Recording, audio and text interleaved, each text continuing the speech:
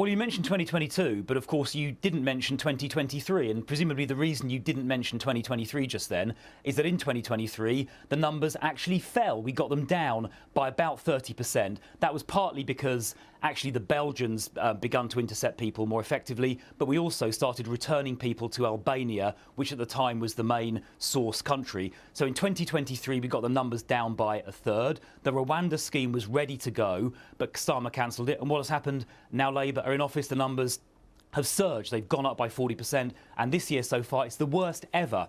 It's the worst year ever, and the progress we were making that I just described has been reversed. We also, by the way, if you could turn the clock back a bit further, if you want to talk about history, back in about 2014 or 15 there was a huge problem with people coming through the Channel Tunnel, if you remember, and the Conservative government working with the French government at the time, managed to stop that completely. So I don't think we need any lectures from Labour, who are presiding over the worst ever illegal immigration figures, and this latest gimmick is not going to make any difference. The Rwanda scheme would have done, and I know that because it worked in Australia. We've got a very clear case study where Australia had a 100% returns deterrent when they had a similar problem about 12 years ago. In fact, their numbers were even higher than our numbers.